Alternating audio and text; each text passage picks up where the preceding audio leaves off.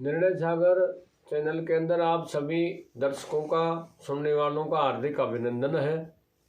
इसी क्रम में हम दूसरी कड़ी में आपको बताने जा रहे हैं कि राजा डिंग उस जंगल में विचार करता है कि मेरा खान पान की व्यवस्था नहीं, तो मैं किसी मित्र राजा के पास में जाऊंगा और जाकर के सहायता मांगूंगा। अगर मेरी घोड़ी लेगा तो मैं कृष्ण से युद्ध करूंगा। तो उसी समय राजा डिंग उस घोड़ी के ऊपर सवार होकर के अपने मित्र राजाओं के पास में जाता है। जिसके पास में भी जाता है वो मना कर देता है कि हे राजा डिंग, भगवान कृष्ण से लोहा लेना हमारे बस की बात नहीं। उसने थोड़े दिन पहले अपने नाना उस उग्रसेन से एक यज्ञ करवाया था राजसूय। उस यज्ञ के अंदर सभी राजाओं को जीत करके उन्होंने धन संग्रह कर लिया। उसके पास बहुत बड़ी सेना है और उसके पास 56 करोड़ यादव हैं और वह महाशक्तिमान है। उसके पास सुदर्शन चक्र है। उसका भाई मूसल का हथियार रखता है जिसको हलदर कहा जाता है और वे नर और नारायण के अवतार भी हैं। इसलिए हम तुम्हारी सहायता नहीं कर सकते। जिस राजा मित्र के पास में जाता है और राजाओं के पास में जाता है, सब मना कर देते हैं कि हम कृष्ण से युद्ध नहीं करेंगे। तब राजा डिंग विचार करता है कि घोड़ी तो नहीं दूंगा मेरे जीते जी। ऐसा विचार करके वो गंगा तट के ऊपर चला जाता है और गंगा तट के ऊपर जाकर के उस घोड़ी को एक वृक्ष के मान देता है और एक पेड़ पर चढ़ जाता है और चढ़ करके विचार करता है कि इस पेड़ से कूद करके मैं गंगा में गिरूंगा और गिर करके खत्म हो जाऊंगा। दाना पानी का संजोग था, ईश्वर की माया थी। जो ही वह अरुणोदय के समय उस जल में डूबने के लिए तैयार होता है, उसी समय उस वीरवत्स अर्जुन की भार्या सुभद्रा स्नान करने के लिए आती है। जो ही वह गंगा में स्नान करके बाहर निकलती है तो आवाज लगाता है कि मैं एक महादुखियारा इस गंगा में गिर करके अपना जीवन लीला खत्म करूंगा। इस समय संसार के अंदर कोई भी निर्णायक निर्णय करने वाला और धर्म का उपासक कोई नहीं रहा, सब पापी हो गई।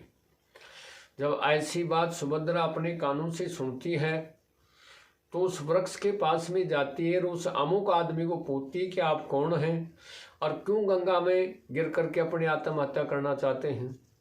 उन्होंने कहा कि पहले तो आप अपना परिचय दीजिए, उसके बाद में इस गंगा की शपथ ग्रहण करके बताना मेरे को, जब मैं तेरे को अपनी बात बता सकता हूँ, वरना अपने यथास्थान जाइए, मैं कुछ भी नहीं बताऊंगा। तब उसी समय सुभद्रा कहती है कि मेरा परिचय है, मैं भगवान कृष्ण की भगनी हूँ, सुभद्रा मेरा नाम है और उस गुड़ाकेश अर्जुन पार्थ धनंजय की स्त्री हूँ और इस समय हस्तिनापुर का राजा युधिष्ठिर है, उसकी मैं भाई की वधू हूँ, मेरा नाम सुभद्रा है। तो बोलो हे सुभद्रे, अगर तू शपथ ग्रहण करके कहे तो मेरा दुख बताऊंगा, नहीं तो मैं किसी को भी नहीं बताऊंगा। उन्हें कहा कि अरुणोदय का समय है, इस पतित पावनी गंगा, इस पाप नाशनी गंगा, मेरे इष्ट देव, मेरे भाई कृष्ण, मेरे पति अर्जुन, इन सब को शपथ में आगे रख करके मैं कहती हूँ कि आप जो भी श्रीमुख से कहोगे वो तेरा वक्तव्य मैं पूरा करूंगी, लेकिन आप आत्महत्या मत करो, नहीं तो इस संसार के अंदर जो पाप होता है उसका छठा हिस्सा राजा को भी लगता है। इस समय हम चंद्रवंशी इस पृथ्वी के राजा हैं।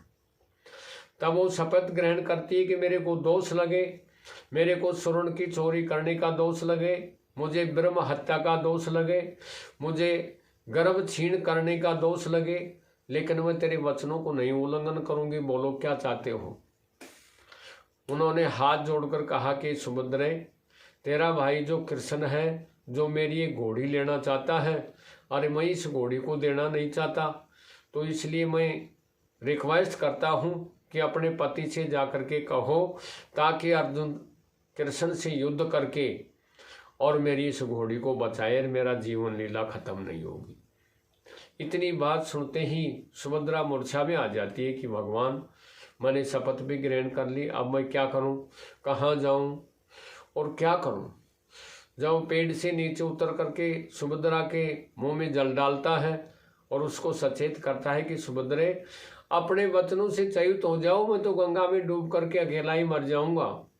तब उसी समय अपने वचनों को याद करके सुभद्रा कहती है कि जब तक इस पृथ्वी के ऊपर सुभद्रा रहेगी तब तक तेरी दास लीला खत्म नहीं होने दूंगी और नहीं तेरी घोड़ी उस कृष्ण को देने दूंगी।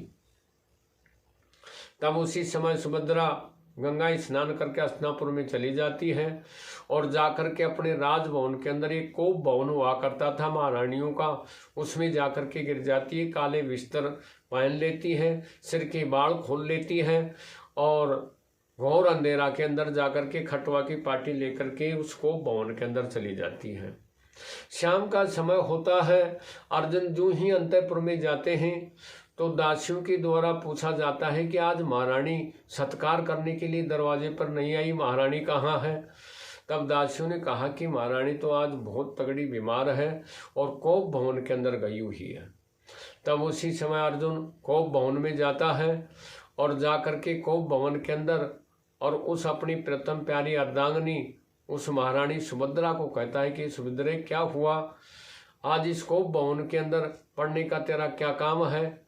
अगर किसी ने गलत जुबान से बोल दिया तो उसकी जीभ निकला लूँगा, किसी ने हाथ से अंगुली से इशारा कर दिया तो उसका हाथ कटवा सकता हूँ।